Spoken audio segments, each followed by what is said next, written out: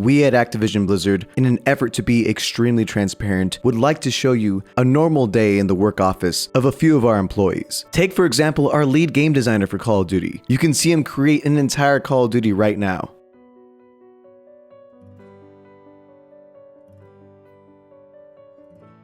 And as you can see, nobody was harassed or assaulted, because our employees are safe here at Activision Blizzard.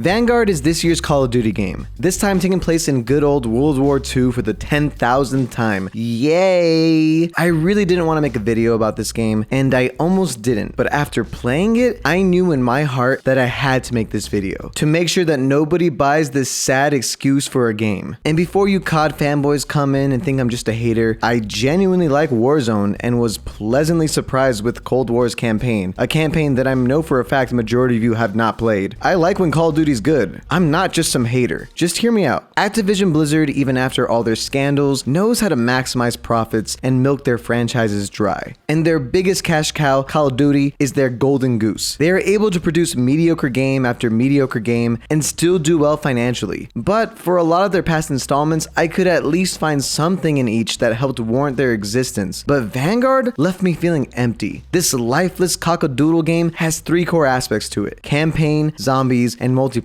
And each aspect feels hollow in its own way. How, you ask? Let me lay it all down for you gently. Okay, so normally I would explain a game in detail first, then kind of list some pros and cons, but come on, it's cockadoodle. You don't need me to explain it, so I'm jumping right in and giving my thoughts right now. Starting with...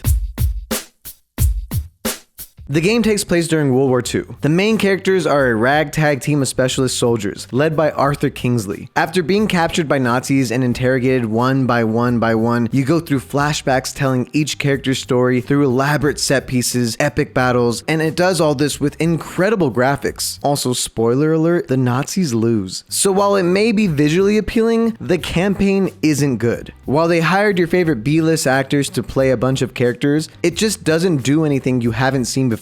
And doesn't try to experiment with gameplay. It's just killing waves of Nazis and infiltrating bases to uncover a big secret plan that the main bad guy is doing. But you kinda don't care about the big secret plan because the characters aren't that interesting and the gameplay isn't that fun. The journey to get to all these big reveals is just super repetitive. Also, there's something off-putting about making a story in a real war and not really being historically accurate in the slightest. World War II was brutal, with millions of soldiers on both sides being killed, but your specialist force just takes down waves of Nazis like nothing, like you're a bunch of super soldiers. They also pretend that the Allied forces would all be cool with minorities and women being in charge or having any role in their war. The Allied countries in the 1940s were terrible to minorities, and not portraying the real hostility that someone like Arthur would face from their own allies is doing a disservice to the real history that real black men faced in that era. Also, if you were going to tell a story about black men that served during World War II, they actually exist, and they have phenomenal stories that would make for a great campaign. It really had the potential to say a lot about our history and shed light on the heroes during that era, but ultimately it has nothing to say. Instead, World War II is used more as a set piece, an aesthetic, a vibe if you will. Don't get me wrong, the Nazis are evil villains and killing them does feel satisfying, but as a historical campaign, it's just bland. And I feel like previous Kakakukus captured the essence of World War II significantly better.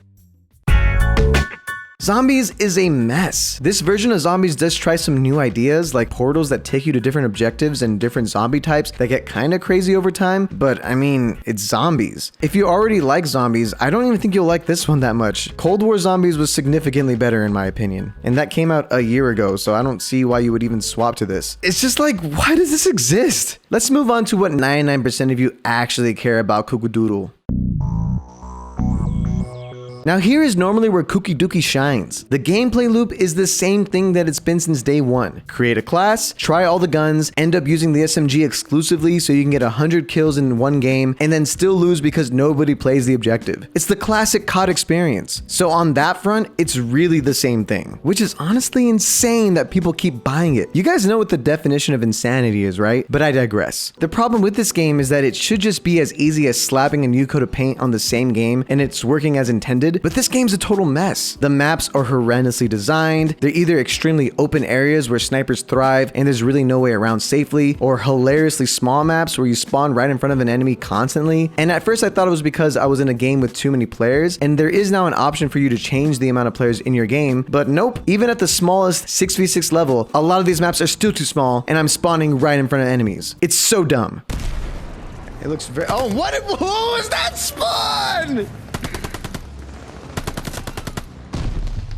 I spawned right in front of him. What was that? Also, the maps have a similar color palette and design because being part of World War II just limits the creative choices you can make when designing maps, leading to every map being blown up half to bits and not one map really standing out for me. All the classic game types are here: team deathmatch, kill confirm, domination, etc, etc. My personal favorite always being search and destroy. It's still here. There are a couple kind of new interesting game types. The first being patrol, which is essentially just king of the hill, but the hill constantly moves. I got really excited for it at first because I thought it was gonna be kind of like a payload mission, but it turns out it was just king of the hill, and I was like, okay, that's fine. Then there's Champion Hill, which is a battle royale team deathmatch type game mode where your team has 18 lives and you fight different teams one at a time until you win or run out of lives. It's hectic and conceptually really cool, but it feels like it would have worked better for a more modern warfare setting. I would like this game mode to be explored further in future CODs. There's also the same type of weapons you normally see in COD with your typical perks and your typical kill streaks. It's really the same old thing. A lot of the weapons, attachments, and kill streaks are very jarring and don't make sense to exist in this time period. Like, look at these sights. And what the hell is this? It really makes you wonder why they chose this time period in the first place. Why does Kukupuku even make new games if nothing changes at all? Why is it $60? Why? Okay, so some things are new to the game. Like, now you can break walls, and I think they really emphasize this in the marketing. Like, you can break a bunch of walls and the entire map can be destroyed. Not really. It's just like these wooden planks that are pretty obvious that you could break. It doesn't really change much. Once they're broken, it's just broken the whole time, and I don't think it makes that big of an impact. It would legitimately be a big deal if you could break everything like Rainbow Six Siege does. And I guess there's some other cool UI changes, like they added an MVP voting system that you can't skip, and most people do just ignore, so who cares? Wait, vote for me, please! But overall, the multiplayer doesn't really save this game at all. It doesn't help this game grow or progress, and it's just a worse version of the more modern Call of Duty multiplayers. If you haven't bought this game, you can really just stick with Cold War or even Modern Warfare and just pass on this experience. Trust me, it's just not worth it. Overall, Vanguard is just a disappointment, and it wasn't even like I was expecting much, but even by Cowabunga standards, I cannot justify spending a full $60 for the same product with a new coat of paint that has been lazily sprayed on. And the campaign will leave you feeling like Activision owes you money because it really wastes your time. Oh yeah, and zombies exists? Like what? 3 out of 10. Do not buy. I don't want to end this video on a completely sour note. I have one last thing I want to discuss, and it's how I think Chupacabra can fix itself to become the best version of itself and still make a boatload of money. I knew that would bring you back. Call of Duty should stop with making a new game every year, but instead, they should follow their Warzone model that has been so successful and create one super Call of Duty multiplayer that is free to play but full of cosmetics, battle passes, operator skins, calling cards. The whole lot will cost money, but in exchange, we have a Call of Duty game that is in the Modern Warfare engine like Warzone, and it features the best guns from every Call of Duty and the best maps from every Call of Duty. Imagine being able to play on Crash, High Rise, Nuketown, Shipment, Rust, Raid, Hijacked, Terminal, you name it, all in the same game. You could use Modern Warfare weapons, you can use Black Ops weapons, you can use World War I weapons. It doesn't matter. They would work alongside futuristic kill streaks and old school kill streaks. You could have dogs and maybe cyber dogs. Who cares? But the world is really your oyster here. It would be insanely varied, and I think people would genuinely enjoy it. You could constantly update it with new weapons, new kill streaks, new maps, and of course, new cosmetics. I would call it the ultimate Call of Duty. Wait, this already exists? It's Call of Duty Mobile. Why don't they make that on PC and console? But until then, I guess we have yearly games to look forward to. Yay! But what do you think? Did you like Vanguard or did you hate it like I did? What would you rate it? Let me know in the comments down below. Okay guys, I gotta head out and make the next Call of Duty, so I'll catch you later. Ya noob.